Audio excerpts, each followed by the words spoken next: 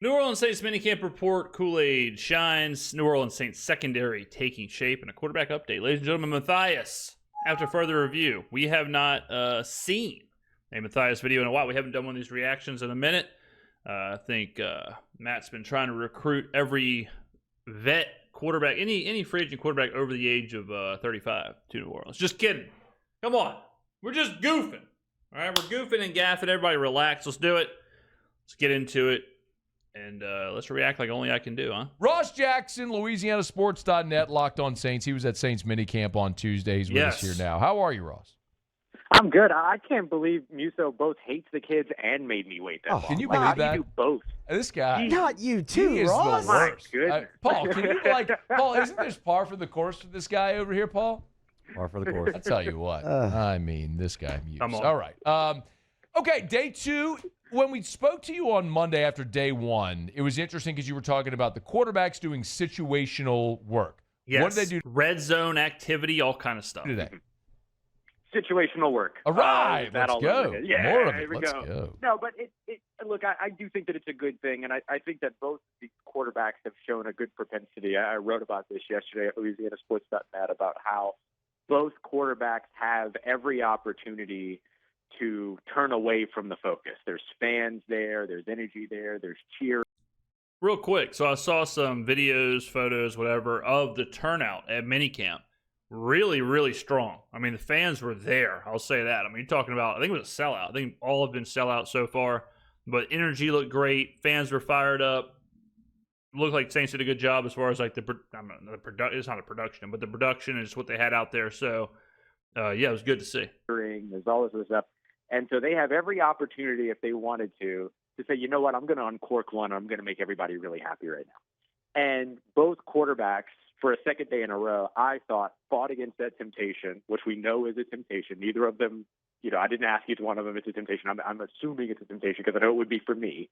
And these guys are young. And you get out there and you watch these guys, and they are focused on the task at hand, which is taking these game situations and translating them into and onto the practice field and into practice environments.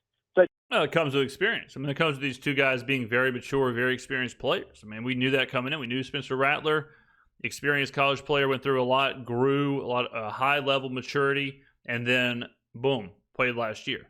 Tyler Shuck, 7 years of college, multiple different systems. These guys know what to do. These guys know their way around a huddle and around a line of scrimmage, right? So I'm not surprised at all that they're handling these situations with the utmost maturity. I do think that it's important, but it does mean another day of really good passing and really good passes from both quarterbacks, but without any kind of big, 70-yard excitement or anything like that. You also noted over at Louisiana Sports that had 3 players to watch on Saints minicamp day 2. This was before practice. And the 3 players that you noted were Rashid Shaheed, Alontae Taylor, and Justin Reed. 3 good ones. So how did those 3 do? Yeah, Rashid Shaheed had a nice day, a couple of good catch and run opportunities there, especially when working with Spencer Rattler. Spencer Rattler's doing a really good job of targeting these guys in a situation to where they can catch and keep moving, right? A lot of hitting them in stride, yards after catch opportunities, things like that. No big play for Rashid, but still some nice receptions throughout the day and some good plays throughout the day. Alontae Taylor kind of didn't have the loud day of all of the defensive backs that I kind of expected. It felt like Kool-Aid McKinstry's day more so. We could talk more about him here in a sec. Real quick, we covered this when we talked about Brandon Staley before. So Kool-Aid should be the quickest to adjust to this new system. Brandon Staley operates in this like pattern matching zone Fangio scheme, but you know who else did that was Nick Saban. And Kool-Aid should be pretty used to the duties that he'll be asked to take over. So I wouldn't be surprised at all if Kool-Aid did thrive in this system with Staley. So I'm not shocked at all that he's looking good already. But Alontae, who was somebody that had been so energetic and all these other things, still brought all that energy, even though he didn't necessarily get written down in many notebooks throughout the day in terms of his 7-on-7 or 9-on-7 rather drills. And then finally, Justin Reed. Justin Reed had a couple of nice plays, got in on some passes, gave up one nice big catch to Juwan Johnson, who just ran a really good route, and again, good ball placement from the quarterback. But one of the big things we did get to see from Justin Reed is, and this is something he's done in game before, got the opportunity to kick a field goal from extra point distance and did drill it. He did drill it. He did not make his from 44 right after, but that's okay. That's okay. I think you hopefully Well, get more Blake Grupe's opportunities. job is safe for another day. So Justin Reed, of course, was a soccer player, and he kicked for the Chiefs and the Texans, didn't he, in games? Or is just one of them? He's kicked for both. Yep, in games. I can't remember which he was. I want to say it was the Chiefs, but might have been both. But yeah, he has kicked in games. He has made extra points in games before and everything. So look, sometimes you need an emergency kicker. And yeah, ask the Giants last year, right? The Giants lost to the Commanders in like week 3 because they didn't have a kicker. Kicker got hurt, and they had to go for every extra point. It was a disaster. Instead of it being much like most emergency positions are on the New Orleans Saints, Taysom Hill's responsibility, it is nice to have another one of those guys that can go out there and do it for you. I will say, former LSU Tiger Devon Godshaw also got an opportunity to kick as well. It did I think he missed, though, if I remember correctly on Twitter. Not go as well. It did not go as well. Yeah. So was this just a goof, or can he actually kick? It was a good old-fashioned goof. No, it was just. I think he probably just lobbied for an opportunity, and they gave him the opportunity, and the field goal kind of came off looking like a squib kick. But we'll see. Maybe they'll give him more opportunities later and see how things go. But I think it was just mostly for fun for the fans. Kind of like the halftime kick competitions that generally go, where you just go. It's like a 90-degree angle is how it goes. Okay, Ross Jackson's with us on Twitter at Ross Jackson Nola. Yesterday, you also noted like attendance was probably the biggest thing that everyone was there. Super high. What about today? Yeah, today we saw positive. I would say positive attendance again, but there were 2 players that we did not see. Taysom Hill. Oh, he means from the actual roster? Yeah, was not seen today after he made sort of a mid-practice appearance in Tuesday's practice, and so we didn't get to see him. But not super surprising. We're not expecting him to be on the field or anything. One player though that we did not see was Jonas Sanker, the rookie safety. I was talking with Keith Williams at the time when Kellen Moore was up, so I didn't get the update on where he is, but it sounds like the situation that they'll continue to kind of monitor and see where he is. But he was the only other one that was missing. Was Cam Akers back? Yeah, Cam Akers was back on a tryout basis. We also saw Shane Lemieux there again, I believe. Oh, Sugar Shane. And so both of the tryout players from yesterday were there again today. Cam Akers got involved a little bit more in the 9-on-7 drills, caught a pass. All of a sudden, the running back room, I'm not going to say it's congested, but there's a lot of all of a sudden, there's a lot of people getting involved here. I mean, you think about Kamara, Devin Neal, Kendra Miller, CEH, Cam Akers. It's like, man, Jordan Mims. There's a lot of people taking handoffs here. There's a lot going on.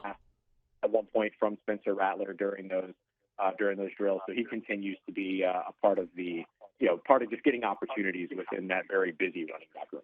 Justin Reed in 2022 was 1 for 2 on PATs. He had 7 kickoffs in 2022.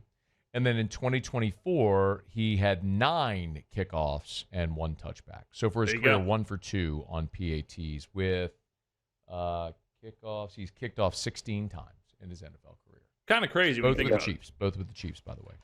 All right. Anything else from today as you empty the notebook? Absolutely. The big thing that I want to highlight is Kool-Aid McKinstry. I thought Kool-Aid McKinstry had an outstanding day today. We need that. So the big question mark with the Saints secondary is who's going to be the coverage guy. Now, don't get it twisted. I don't think anyone's going to be asked to be, an exclusive lockdown man-on-man like it's spring break in Panama City type cornerback. I don't think that's going to happen. Okay, I think, it could because we know Staley is going to, we know what his system is going to be, but he is going to ask players to be able to be versatile and do a little bit of everything. So sometimes they will have to do that. And, they will have to be that lockdown coverage corner. We saw Kool-Aid struggle a little bit last year with that. So him taking a step in coverage would be huge for the Saints. We need to find that out quick. Like, that's something that needs to happen as we go through training camp, as we go through preseason, is figure out, okay, who in the secondary is a liability? Who in the secondary is holding their own? Who can we trust? Who can we, in these situations, like, who are we going to lean on? Who's it going to be? 2 back-to-back plays with him that I have notched as PBUs. One of them up against, matched up with Brandon Cooks it was a 2nd and goal throw into the end zone where he was able to knock that one away. And then there was a 3rd and goal knock away against Cedric Wilson. That one was a pass breakup. Great composure by Kool-Aid McKinstry, because really that should have been Spencer Rattler's 4th touchdown of the day. But Kool-Aid McKinstry just kind of kept fighting and it got the ball dislodged out of Cedric Wilson's hands. So just excellent stuff there. He's going to be the team's top cornerback over on the outside, or one of the top cornerbacks over on the outside. And him just kind of showing the composure and the poise and the impact. And don't forget, AKA remember, right? If Kool-Aid is that guy on the outside, that allows players like Alante to be freed up to play different positions that they may be better at. If we do not have the answer at certain positions, that forces some players to play in positions they don't want to be in, right? And that goes for everything, right? It goes for wide receivers, it goes for tight ends.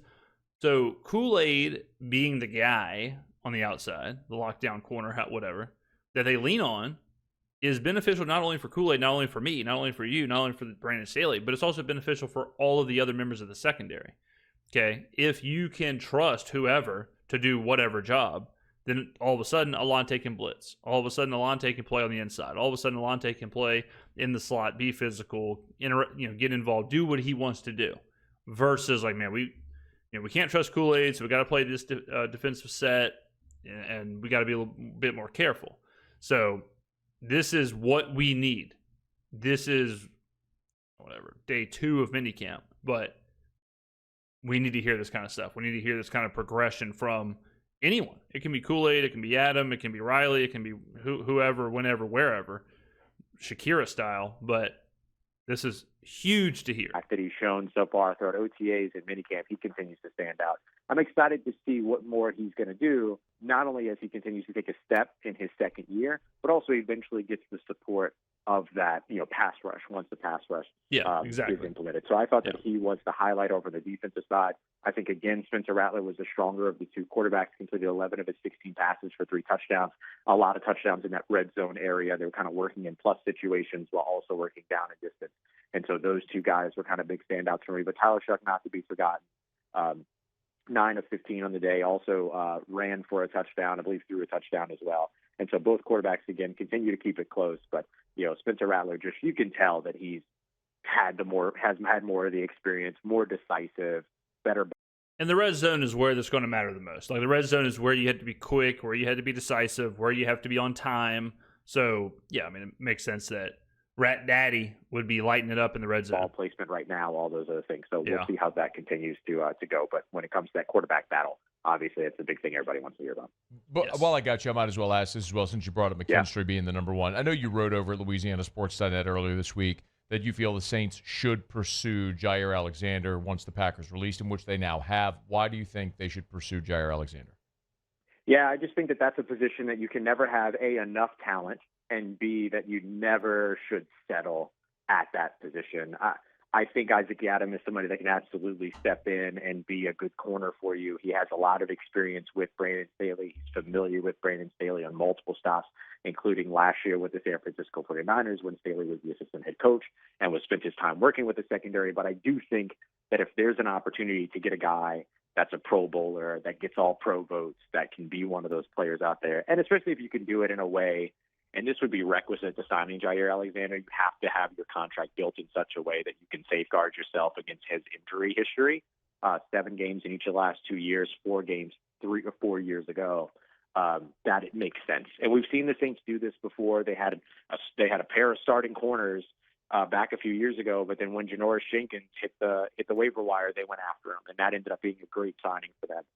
Yeah, I think this is right church, wrong pew. Like I think the Saints probably should add to the secondary room with not a premium, I guess, but just a plus coverage corner. Is it Jair Alexander? I don't think so, because I don't think you can get him on this super team-friendly, risk-free contract. But I understand the thinking. It's just I don't know if the player is going to match up with it. I think he's just going to go to Baltimore or go to another team like that. But